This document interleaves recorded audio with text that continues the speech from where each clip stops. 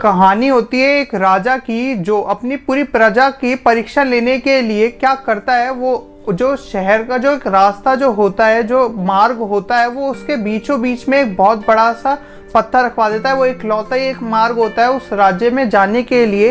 अब वो जब वहाँ पे वो पत्थर रखवा देता है ये देखने के लिए कि लोग उसके बारे में क्या सोचते हैं, क्या बोलते हैं, वो वहीं पे ही पास में झाड़ी में छुप जाता है और सुनने लग जाता है कि लोग क्या बोलते हैं। अब तो वहां से जो सबसे पहले जो गुजरते हैं वो राजा के मिनिस्टर गुजरते हैं, मंत्री जब वो वहां से गुजर रहे होते हैं तो वो बोलते हैं राजा के बारे में, अब्यूज करते हैं कि ये इतना बड़ा राजा है इस शहर का, क्या इस पत्थर को यहाँ से नहीं हटवा सकता था। वो उसके बारे में उल्टा सीधा बोलते हैं और वो फिर वहां से बोलते बोलते चले जाते हैं। राजा को बुरा लगता है पर राजा वहीं पे खड़े होकर चुपचाप सुन रहा होता है झाड़ी के वहां से। अब थोड़ी देर बाद वो क्या देखता है, वहां से कुछ सैनिक गुजर रहे होते हैं उस घोड़े पर और वो भी वहां से देखते हुए वहां से चले जाते हैं बिना कुछ किए, और वो सिर्फ वहां से देखते हुए चले जाते हैं।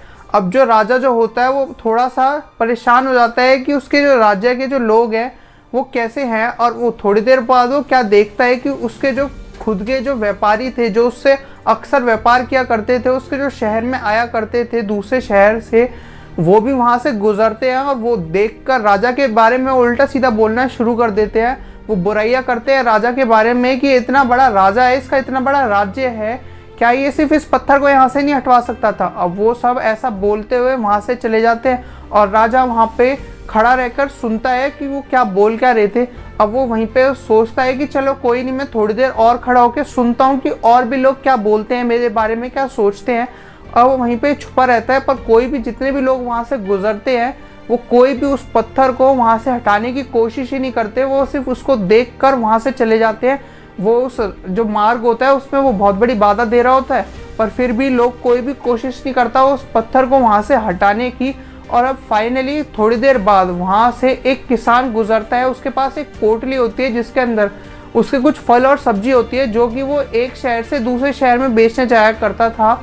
और जब वो वहाँ से लौट रहा होता है अपने शहर के लिए, तो वो इतने बड़े पत्थर को देखता है, तो वो देखता है कि वो पूरे उस मार्ग को घेरे रखा हुआ है और वहाँ से निकलने में बहुत ज़्यादा दिक्कत हो रही है, बहुत बाधा कर रहा है वो पत्थर। और वो क्या करता है, वो अपनी पोटली को वहाँ पे रख देता है और जाकर उस पत्थर को ढकेलने की कोशिश करता है। वो अपनी पूरी जान लगा देता है उस पत्थर को ढकेलने के लिए, और फाइनली वो उस पत्थर को वहाँ से ढकेल कर रास्ते से नीचे की तरफ कर देता है और वो थोड़ी दूर जाके पत्थर वो रुक जाता है। और अब वो क्या देखता है, जैसे वो अपनी इस पोटली को उठा रहा होता है, साइड में एक पर्स पड़ा होता है, वो उस पर्स को उठाता है। वो उस पर्स के अंदर देखता है एक चिट्ठी लिखी हुई है, उस चिट्ठी के अंदर लिखा होता है कि मैं इस शहर का राजा हूँ और मैंने इस पत्थर को यहाँ पे रखवाया था ये देखने के लिए कि जो इस पत्थर को यहाँ से कौन हटा सकता है। मैं ये देखना चाहता था कि लोग मेरे बारे में क्या बोलते हैं, क्या सोचते हैं। अब उस लेटर के सबसे नीचे में लिखे होता है कि मैंने इस पर्स के अंदर 100 अशर्पियाँ रखी हुई है, 100 गोल्ड कॉइन रखे हुए हैं, ये गोल्ड कॉइन तुम्हारे होंगे जो इस पत्थर को यहाँ से ढकेलेगा।